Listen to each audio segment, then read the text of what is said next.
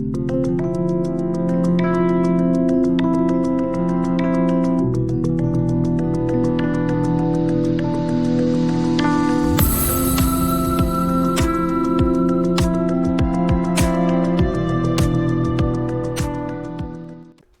friends, welcome back to my channel Physicist Buddhist in California.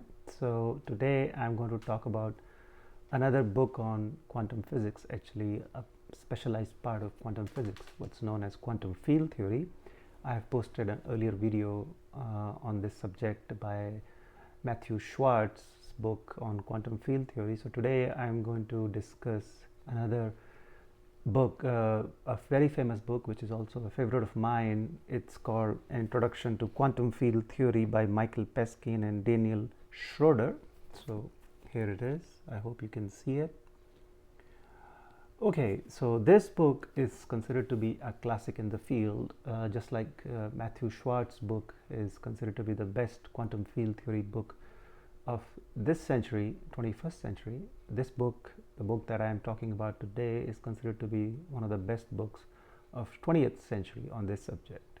So the first author of this book, Michael Peskin, is a well-known physicist, theoretical physicist. He works at SLAC, which is a national laboratory here in US. It stands for Stanford Linear Accelerator.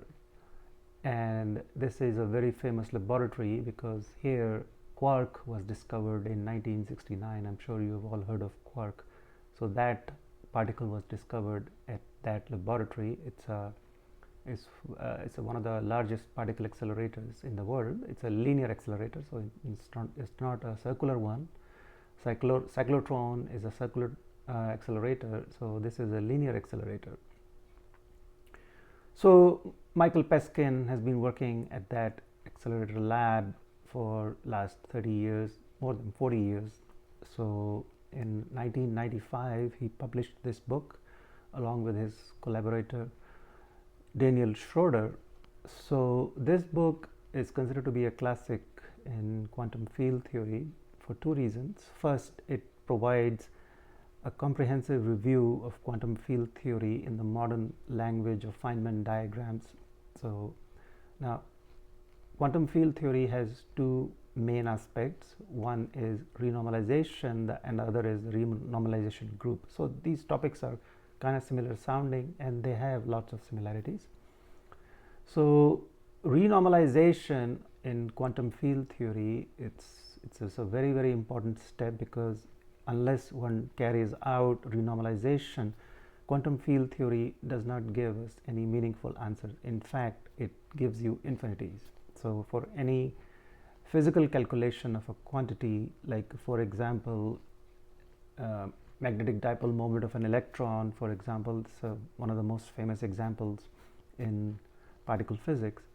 So one has to use quantum field theory, and in order to obtain a finite answer, one has to carry out this process called renormalization, which is a very complex process. Theory itself is very complex, and this is perhaps the most complex part of that theory. So what one does, one writes equation which is known as Lagrangian in terms of the interactions and the kinetic energy and the masses of the particles, and then that equation is set up in a form which is known as a path integral. So, and then because that path integral is so complex, so for that path integral depends on the dimensionality of the problem. So let's say you're interested in solving a problem in 3-dimension space and 1 time dimension, then that path integral will be a 4-dimensional integral. And so in order to solve that integral, there is no hope to solve it exactly, and the only way you can solve it is using what's known as Feynman diagrams. So Feynman diagrams allow you to solve this path integral as an approximation, and this renormalization process is integral part of that process. So you write the equation, you approximate it using Feynman diagrams, and then you try to remove the infinities which basically plague those diagrams at every loop level, and that process is carried out using the renormalization process. So it helps you to, and this is very interesting, and this is what makes it so complex, is that the renormalization process in quantum field theory involves subtracting two quantities, which each of which is an infinite quantity, and you subtract them and out pops a finite quantity. See, this is completely counterintuitive, because even in elementary mathematics they teach us that if you subtract an infinity from an infinity, you get an infinity. But here you subtract an infinite quantity from another infinite quantity and you get a highly accurate number. So this is the beauty of renormalization process. It's impossible to describe it in more detail without using mathematics and more quantitative analysis, but let it be suffice that this is in broad sketch, that's the process. Okay, and the other very important part of quantum field theory, modern interpretation of quantum field theory, is known as renormalization group. So what is renormalization group?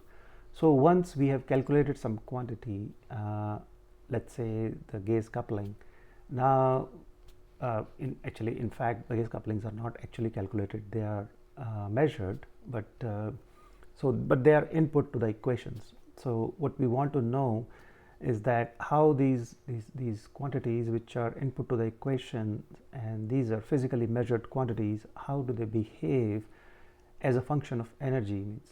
And it turns out that these quantities are not static with respect to energies at which they are measured. So their values change depending on the energy at which they are measured. So this is done using renormalization group, which basically allows one to calculate how a particular physical quantity behaves. The value of that quantity changes as the energy increases. And so this is where this another integral part of modern particle theory or quantum field theory is known as renormalization group. So, and it turns out that you can only calculate the renormalization group of a theory which is renormalizable. So the first step that I talked about, renormalization, that has to succeed for a theory, and in many cases it's not possible. So for example, quantum electrodynamics, it's one of the most accurate theory of nature. It's the theory that describes the interaction of an electron with a electromagnetic wave, or the quantum of electromagnetic wave, which is known as a photon. So this theory is renormalizable, which means that we can use the renormalization process that I talked about earlier to remove the infinities from this theory and make it finite. In fact, the theory is considered to be one of the most accurate calculations in the history of science. So that quantity that I talked about, magnetic dipole moment of an electron, can be calculated to up to 12 decimal places using this theory. Now there are theories which are not renormalizable. For example, quantum gravity. So if one tries to take the classical theory of gravity, which is given by Einstein's general relativity, and tries to quantize it, turns out that you can't really renormalize that theory even at one Feynman loop. So yeah, there are theories which are renormalizable and there are theories which are not renormalizable. So the theories that are renormalizable then can be studied using the renormalization group method, which allows one to study how the values of these physically measured parameters change as one moves from low energy world to very, very high energy world. Now low energy, I mean the energy that's available to us in today's particle accelerators, million or a billion electron volts, even a trillion electron volts at Large Hadron Collider. But compared to the energies that are possible in the nature, they are pretty low. High energy is like energy close to the Planck scale, where one is talking about 10 to the power 19 giga electron volts. So these theories have to be consistent from across all these energy scales, so from low energy all the way to Planck scale and beyond. So this is what renormalization group process comes in, and it allows us to analyze how these physically measured parameters of the theory behave as one changes the scale of energy at which these parameters are measured. I hope you enjoyed this video, and so if you have any comments, please look at the link below and I'll be happy to answer any questions if you have. And okay, see you later. Thank you.